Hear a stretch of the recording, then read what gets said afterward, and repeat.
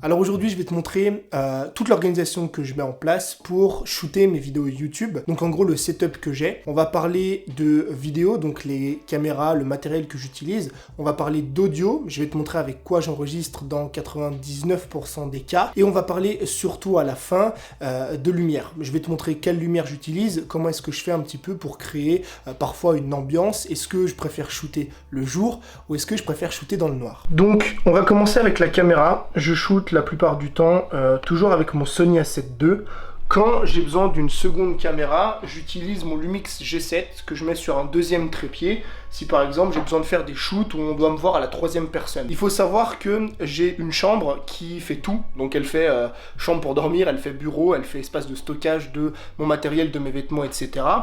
Ce qui fait que je dois optimiser tout mon espace et c'est pour ça que j'ai mis mon bureau juste ici contre en fait un grand mur. Tu vois qu'il y a mon lit en fait juste là. Ce qui me permet en fait d'avoir tout un tas d'angles différents, tu vois, en gardant le bureau au centre et de pouvoir varier au travers de mes vidéos. C'est pour ça que tu me vois shooter d'ici, d'ici, d'ici et parfois même de passer derrière le bureau pour encore plus varier les angles. En ce qui concerne mon trépied, j'utilise un simple trépied Amazon basique et juste là, j'ai le trépied que je t'avais parlé la dernière fois dans ma vidéo, que je trouve pas mal, mais pour des raisons de simplicité, je préfère le laisser dans le sac et sortir celui qui est déjà dehors. En ce qui concerne le son, toutes mes vidéos sont enregistré avec le Rode NTG4+. Pour te donner un exemple, ce que tu es en train d'entendre juste ici, c'est ma voix avec mon micro-cravate. Et ce que tu entends ici, c'est la voix avec le NTG4+. Alors pourquoi j'utilise un micro directionnel au lieu d'utiliser un micro-cravate? Parce que je trouve ça beaucoup plus simple en fait pour les mouvements. Et en plus de ça, quand tu le mets sur un trépied, c'est quelque chose que tu peux facilement manier et tu peux le mettre un petit peu n'importe où. Le NTG4+ est posé sur un trépied, tu vois, pour qu'il tienne debout et qu'il puisse aller dans ma direction.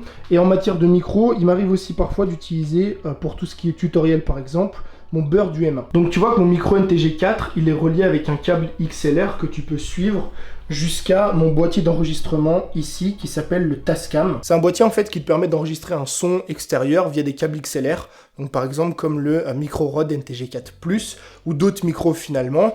Et depuis que j'utilise en fait cette combinaison, je trouve que le son de mes vidéos est beaucoup plus qualitatif. Il y a une insonorisation qui se fait du son qui est bien meilleur qu'avec un micro comme tu peux avoir juste ici, ou un micro directionnel, ou un micro-cravate. Et si jamais tu as envie que je te fasse des vidéos un peu plus détaillées sur ces deux outils-là, donc un petit peu l'audio, n'hésite pas à me le dire tout simplement dans les commentaires. Donc tu vois que pour l'audio et la vidéo, c'est simple. J'ai deux caméras, j'ai deux trépieds, j'ai un micro NTG4+, un enregistreur externe. C'est du matériel qui coûte cher, je peux me le permettre aujourd'hui, mais j'ai jamais démarré comme ça, faut pas croire. Donc c'est pour ça que je te conseille, si t'as pas les moyens, de commencer avec un micro-cravate, ce qui selon moi est une bien meilleure solution que les micros directionnels que tu peux accrocher à la caméra, pour la simple et bonne raison que tu as le son qui s'entend directement depuis ton micro. Pour cette dernière partie, on va parler un petit peu de lumière, et je vais prendre un peu plus le temps, pas parce que la lumière c'est ce qui est le plus important, pour moi ce qui est le plus important c'est le son. En général, il y a deux cas où j'ai deux façons d'utiliser la lumière. La première c'est comme je le fais maintenant, c'est d'utiliser la lumière du jour, ça veut dire que j'ai une petite télécommande ici, et je peux un petit peu jouer avec le store, c'est-à-dire l'ouvrir si je veux plus de lumière, là il y a plus de lumière, ou alors le baisser si je veux moins de lumière. Mais comme il fait pas toujours grand beau, grand chaud et que l'hiver c'est très compliqué, ou ne serait-ce que pour varier un petit peu l'ambiance que tu peux avoir dans tes vidéos, ça m'arrive très fréquemment de baisser le volet à fond, d'être dans le noir complet et d'utiliser un autre matériel. Donc l'autre matériel que j'utilise, c'est celui-là. C'est une simple softbox que tu peux retrouver sur Amazon. J'en ai une deuxième qui attend juste ici. Et voici le rendu que tu as quand tu allumes la lumière. Mais étant donné que je trouve la lumière trop puissante, ce que je fais la plupart du temps, c'est que j'utilise un diffuseur, donc qui va diffuser, éparpiller la lumière, et qui va tout simplement la rendre plus douce. Ça, c'est ce que tu vois sans le diffuseur. Et ça, c'est la lumière que tu as avec le diffuseur. En plus d'utiliser cette softbox, ce que je fais en général, c'est que j'utilise 2-3 lampes annexes qui vont essayer la plupart du temps de colorer la lumière, ou en tout cas d'habiller l'arrière-plan. La première lumière que j'utilise, c'est celle-ci.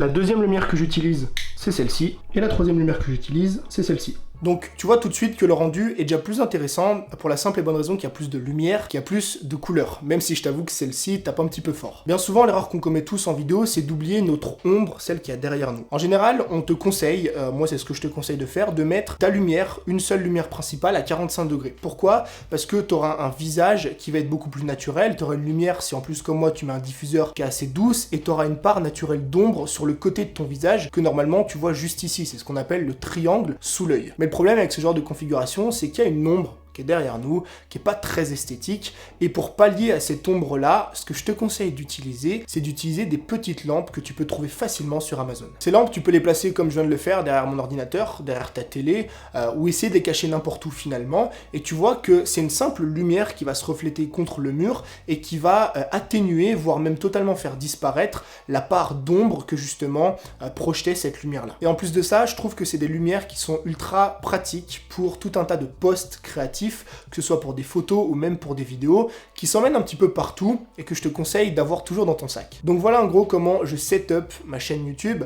On a parlé de lumière, on a parlé de son, on a parlé de vidéo, donc de caméra. Tu vois que t'as pas forcément besoin d'avoir un matériel qui coûte excessivement cher. Si je te fais le résumé de tout le matériel qui est réellement nécessaire à te lancer sur YouTube, si on met vraiment de côté la caméra, je te garantis que pour moins de 100 €, tu peux avoir le même setup que j'ai là aujourd'hui. Je te mettrai évidemment en description juste en dessous tout le matériel que je t'ai énuméré dans cette vidéo si jamais ça t'intéresse. N'hésite pas non plus à me dire si tu as envie que j'aborde d'autres sujets en ce qui concerne mes vidéos YouTube et ma chaîne YouTube.